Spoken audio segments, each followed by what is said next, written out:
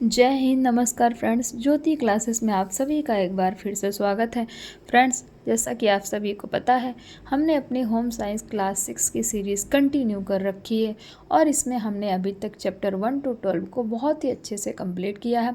आप सभी से निवेदन है कि अगर अभी तक आपने चैप्टर 1 to 12 की वीडियोस नहीं देखी है तो प्लेलिस्ट में जाइए और चैप्टर 1 to 12 की वीडियोस को अवश्य देखिए, तभी आपको ये आगे की सीरीज़ समझ में आएगी। तो चलिए फ्रेंड्स, बिना टाइम वेस्ट किए चलते हैं आज की क्लास की तरफ, जिसमें हम पढ़ने वाले हैं। क्या पढ़ने वाले हैं आप स्क्रीन पर देख पा रहे होंगे। आज हम करेंगे चैप्टर 3 कवर। इसमें हम चैप्टर 13। फिर हम इसमें देखेंगे कढ़ाई कला, उसका महत्व एवं टाँके। It means embroidery art, importance and stitches. आज की क्लास में फ्रेंड्स हम ये टॉपिक कवर करने वाले हैं। तो ये टॉपिक स्टार्ट करने से पहले फटाफट हमने प्रीवियस क्लास में क्या पढ़ा है उसका क्विक रिवीजन ले लेते हैं। Because friends you know that ना, revision is the most important part of our study.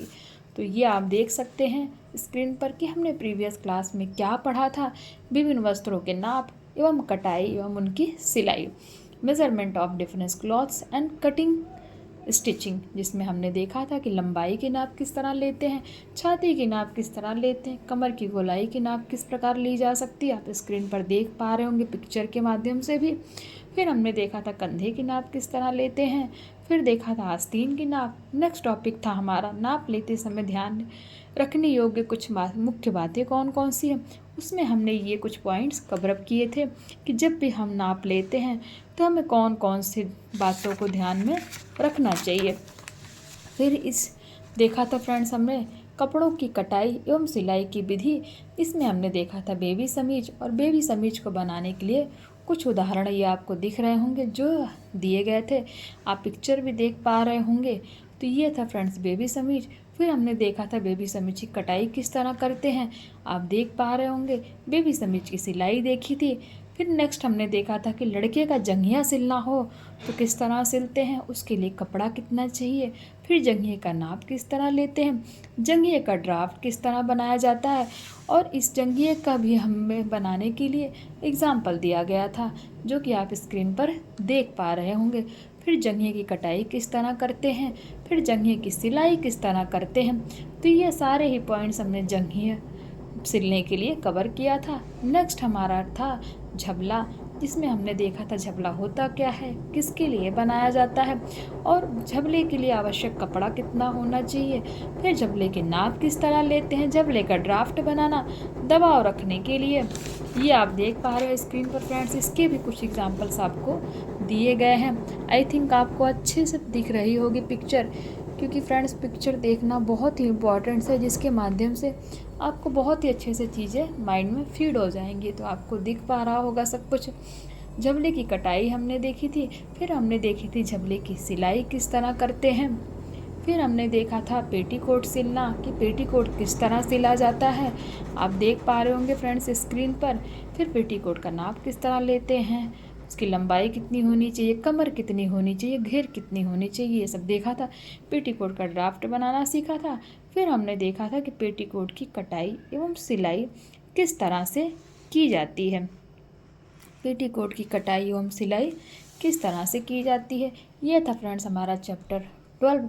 और फिर हमने देखा था इसमें स्मरणीय तथ्य यानी कि ध्यान रखने योग्य कुछ मुख्य बातें, और देखी थी इसकी प्रश्नावली, जिसमें हमने बहुविकल्पीय प्रश्न, रिक्त स्थानों की पूर्ति और सही गलत किए थे। फ्रेंड्स ये था हमारा चैप्टर 12। आई होप आपका एक बार क्विक रिवीजन हो गया होगा। चलते हैं आज की टॉपिक की तरफ, जिसमें हम पढ़ेंगे कढ़ाई कला, महत्व एवं टाँके। It means embroidery art, importance and stitches. कढ़ाई कला प्रत्येक गृहिणी एवं बालिका के लिए एक अत्यंत महत्वपूर्ण कला है। कढ़ाई के द्वारा वस्त्रों को सुंदर एवं आकर्षक बनाया जाता है। कढ़ाई उपयोग में आने वाले वस्त्रों, कुर्ता, सूट, फ्रॉक, ब्लाउज, रुमाल, मेजपोश, कुशन आदि पर भी की जाती है। मेजपोश का मतलब है फ्रेंड्स टेबल क्लॉथ। कढ़ाई एक बहुउपयोगी कला है। कढ़ाई कला का महत्व, it means importance of embroidery. कढ़ाई कला के महत्व को दो भागों में विभाजित किया जा सकता है। वो दो भाग कौन कौन से हैं? नंबर 1 पारिवारिक महत्व, नंबर 2 आर्थिक महत्व। It means families importance. Number 2 economic important. Number 1 पारिवारिक महत्व फैमिली इम्पोर्टेंस। एक कुशल गृहिणी वस्त्रों पर कलात्मक कढ़ाई करके अपनी कार्यकुशलता निपुणता द्वारा घर की शोभा में चार चांद लगा सकती है। बच्चों के कपड़े, साड़ियाँ, ब्लाउज, फ्रॉक, बेबी रुमाल व स्वेटर, कमीज, कुर्ता, सलवार आदि पर आकर्षण कढ़ाई करके उन्हें सुंदरता प्रदान की जा सकती है। इसके अतिरिक्त घर में प्रयोग होने वाले वस्त्र जैसे चादर, कुशन, पिलो कवर, पर्दे, मेजपोश, tray cloth, tea cosy set, lunch set आदि को भी कढ़ाई द्वारा आकर्षक रूप प्रदान किया जा सकता है। तो आप देख पा रहे हैं फ्रेंड्स कि कढ़ाई का इम्पोर्टेंस पारिवारिक जीवन में कितना है। नेक्स्ट है आर्थिक महत्व, इट मीन्स इकोनॉमिक इम्पोर्टेंस। कढ़ाई के विभिन्न टाँकों में निपुणता प्राप्त करके गृहिणी कढ़ाई कला को एक व्यवसाय के रूप में अपनाकर धन कमा सकती है तथा अपने खाली समय का सदुपयोग कर सकती है। तो कढ़ाई कला का हमारा इकोनॉमिक इम्पोर्टेंस भी कितना है कि अगर जो भी महिलाएं घर में हैं और जिनको भी कढ़ाई कला आती है वो कढ़ाई करके धन कमा सकती हैं, यानी कि अपनी आर्थिक स्थिति को भी अच्छा बना सकती हैं। नेक्स्ट है कढ़ाई के लिए आवश्यक सामग्री, it means necessary ingredients for embroidery. कढ़ाई कला के लिए आवश्यक सामग्री, नेसेसरी इंग्रेडिएंट्स फॉर एम्ब्रॉयडरी। तो कौन कौन सी आवश्यक सामग्री होगी? कढ़ाई के लिए निम्नलिखित उपकरणों को प्रयोग किया जाता है। किस किस चीज़ों को उपयोग किया जाता है कढ़ाई की? मीन्स कढ़ाई के लिए आपके पास क्या क्या होना चाहिए जिससे आप कढ़ाई कर पाए, जिस पे आप कढ़ाई कर सकते हैं। नंबर 1 कपड़ा। सभी प्रकार के कपड़ों पर कढ़ाई की जा सकती है, चाहे वह सूती हो, रेशमी हो या ऊनी हो। कढ़ाई करने के लिए सादा और रंगीन कपड़ा ही उपयुक्त होता है। इट मीन्स आप किसी सादे कपड़े पर भी कढ़ाई कर सकते हैं और किसी रंगीन या फिर कलरफुल कपड़े पर भी कढ़ाई कर सकते हैं। Number 2 tracing paper. Tracing paper पर किस तरह कढ़ाई करते हैं? ट्रेसिंग पेपर पर नमूना उतारने के काम आता है।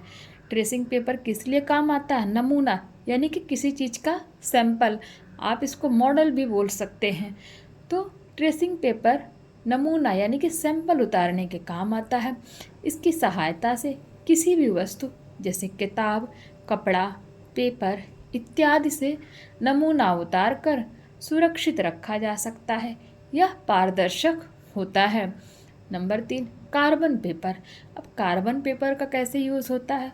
कार्बन पेपर के द्वारा नमूने को कपड़ों पर छापा जा सकता है या उतारा जाता है। पहले कार्बन कागज को उल्टा करके कपड़े के सीधी तरफ रखते हैं, उस पर ट्रेसिंग पेपर या डिजाइन के कागज को पिन की सहायता से लगाते हैं। इससे कपड़े पर कार्बन पेपर और डिज़ाइन दोनों स्थिर हो जाते हैं। नंबर 4 नमूना, इट मीन सैंपल क्या होता है? यह किसी कागज पर बना हुआ डिज़ाइन होता है जिसे कपड़े पर उतार कर कढ़ाई की जा सकती है। Number 5 frame. ये गोलाकार 2 छल्ले होते हैं। एक छल्ला दूसरे से कुछ छोटा होता है। छोटे छल्ले के ऊपर कपड़ा रखकर उसके ऊपर बड़े वाले छल्ले को रखकर कपड़े को कस देते हैं। इस प्रकार इसमें कपड़ा कस जाता है। फ्रेम लकड़ी, लोहे और प्लास्टिक के बने होते हैं। नंबर 6 सुई। यह बाजार में आसानी से मिलती है। यह बारीक अथवा मोटी दोनों प्रकार की होती है। आवश्यकता अनुसार बारीक और मोटी सुई का प्रयोग किया जाता है। नंबर 7 कैंची। कैंची की भी ज़रूरत पड़ती है कढ़ाई करने के लिए। कढ़ाई में धागा आदि काटने के लिए कैंची का प्रयोग किया जाता है। कैंची भी छोटी या बड़ी प्रकार की हो सकती है। नंबर 8 प्लास्टिक की थैली यानी कि प्लास्टिक बैग। कढ़ाई करते समय कपड़ों को इस थैली में रखना चाहिए जिससे कपड़ा गंदा ना हो, क्योंकि कढ़ाई में समय लगता है। इट मीन्स जब भी आप कढ़ाई कर रहे हो तो जो भी कढ़ाई वाला कपड़ा है उसको आपको प्लास्टिक के थैले में संभाल कर रखना चाहिए, जिससे कि कपड़ा गंदा ना हो। नंबर 9 है हमारा रबर। कभी कभी कपड़े पर नमूना उतारते समय गलत रेखाएं खिंच जाती हैं। इन रेखाओं को मिटाने के लिए रबर का प्रयोग किया जाता है। रबर मीन्स इरेज़र, जो हम इरेज़र लेते हैं ना, पेंसिल। ये अब देखो, आप देख पा रहे हैं मैंने पेंसिल ले रखी है। जब अगर मैं पेंसिल से कुछ लिख रही हूँ और फिर इसको कुछ गलत लिख दिया मैंने, फिर इसको मिटाने के लिए हमें किसकी ज़रूरत पड़ती है? रबर की ज़रूरत पड़ती है। तो कढ़ाई कला में हमें रबर भी अपने साथ रखना चाहिए। इट मीन्स जब भी हम कढ़ाई का काम कर रहे हों तो हमारे साथ रबर भी होना चाहिए। Number 10 design. कढ़ाई करने के लिए डिजाइन का होना ज़रूरी है। बाज़ार में डिजाइन की कई पुस्तकें मिलती हैं। इन पुस्तकों की सहायता से नमूने उतार कर कढ़ाई की जा सकती है। नंबर 11 रेशमी या सूती रंगीन धागे। इट मीन्स सिल्क थ्रेड और कलरफुल थ्रेड। कढ़ाई में रंगीन धागों का प्रयोग होता है। ये धागे सभी प्राकृतिक तथा कृत्रिम रंगों से बाजार में मिलते हैं। सदैव पक्के रंग के धागे का ही प्रयोग करना चाहिए। इससे कपड़ा खराब होने का डर नहीं रहता। धागा DMC, एंकर, मोदी आदि का पक्का और मजबूत होता है। सेटदार लच्छियाँ भी मिलती हैं। नंबर 12 छोटी कैंची। कढ़ाई करते समय यह कैंची धागा काटने के काम आती है। Number 13 pencil. इसकी सहायता से कपड़े पर नमूने द्वारा डिजाइन छापा जाता है। पेंसिल मजबूत तथा नोकदार होनी चाहिए, क्योंकि अगर पेंसिल नोकदार होगी तभी तो अच्छे से फ्रेंड्स डिज़ाइन निकल कर आएगी ना। नंबर 14 कढ़ाई का सामान रखने का डिब्बा। कढ़ाई का सामान रखने का डिब्बा। इसमें कढ़ाई का सामान रखने से किसी चीज़ के खोने का भय नहीं रहता है और समस्त सामग्री एक स्थान पर सुरक्षित रखी रहती है। जैसे आपको कढ़ाई का कपड़ा रखने के लिए एक बैग होना आपके पास ज़रूरी है, वैसे ही कढ़ाई का सामान रखने के लिए आपके पास एक कढ़ाई का सामान रखने के लिए डिब्बा भी होना चाहिए, जिसमें आप छोटी कैंची, पेंसिल, रेशमी सूती रंगीन धागे, डिज़ाइन, रबर आदि तरह के जो भी आपके पास सामान है उन सारे सामानों को अच्छी तरह संभाल कर रख सकते हैं। इससे क्या होगा कि आपको जब भी जिस सामान की ज़रूरत पड़ेगी एक ही जगह पे आप अच्छे से उसको पा जाएंगे और वो इधर उधर बिखरेंगे भी नहीं। फिर नेक्स्ट टॉपिक है कढ़ाई के साधारण टाके, यानी कि सिंपल स्टिचेस ऑफ एम्ब्रॉयडरी। कढ़ाई के प्रयोग में आने वाली वस्तुओं के विषय में जान लेने के बाद कढ़ाई के साधारण टाके संबंधी जानकारी प्राप्त करना आवश्यक है। ये टाके निम्नलिखित हैं, यानी कि आप कढ़ाई के प्रयोग में आने वाली वस्तुओं के विषय में तो जान लिए, लेकिन कढ़ाई के साधारण टाके कौन से होते हैं, यानी कि सिंपल स्टिचेस कौन सी होती है, इनके बारे में भी जानना बहुत ही आवश्यक है। नंबर 1 रनिंग स्टिच अथवा सादा टाका। यह टाका साधारण कच्चे टाकों के समान होता है। यह सीधी तथा उल्टी तरफ एक जैसा ही होता है। फूल पत्तियों को भरने के लिए तथा किसी नमूने की बाहरी लाइन भरने के लिए इस टाँके का ही प्रयोग किया जाता है। नंबर 2 हेम स्टिच। अब ये हेम स्टिच क्या होती है? इसका प्रयोग मेज पोस्ट आदि बनाने के लिए किया जाता है। इन टाँकों के लिए मोटा कपड़ा प्रयोग में लाया जाता है। इसमें सबसे पहले कपड़े की एक ओर से धागे खींच लेते हैं। धागे निकल जाने से दूसरी तरफ के धागे निकलने का भय रहता है, इसीलिए इसे किसी धागे की सहायता से बांध देते हैं। इसमें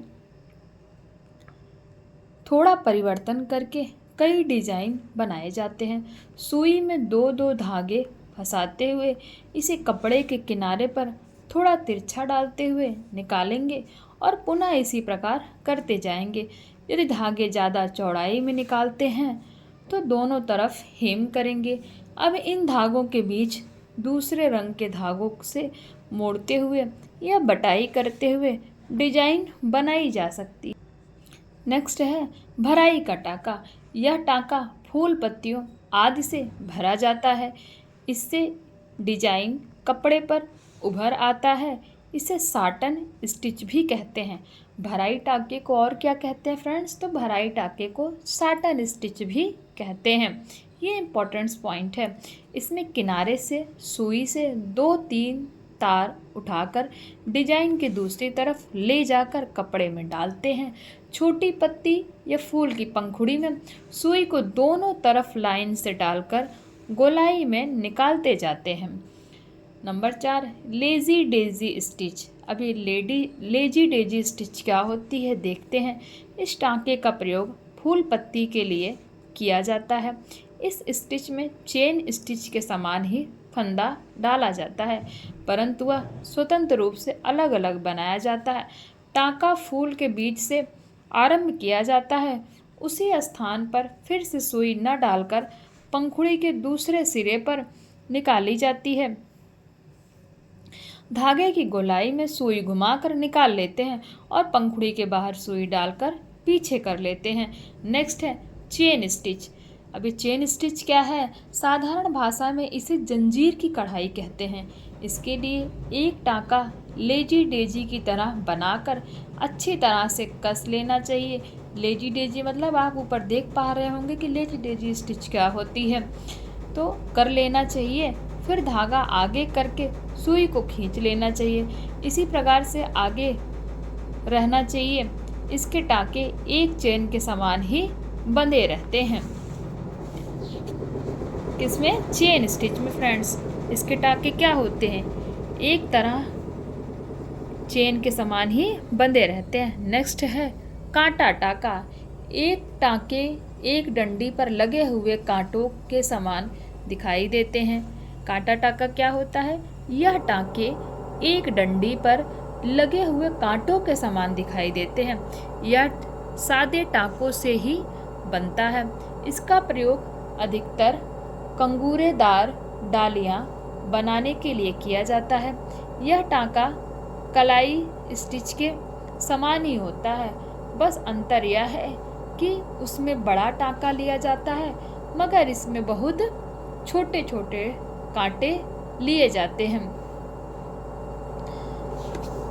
छोटे छोटे कांटे की तरह टाँके लिए जाते हैं, मगर बनाने का तरीका एक ही है। नेक्स्ट है कढ़ाई करते समय ध्यान रखने योग्य बातें। तो कढ़ाई करते समय ध्यान रखने योग्य बातें कौन कौन सी है? नंबर 1, जो चीज़ जिस रंग की होती है उसके अनुसार रंग मिलाकर बनाए जाएं। जैसे पत्तियां हमेशा हरे रंग की ही बनाई जाती हैं।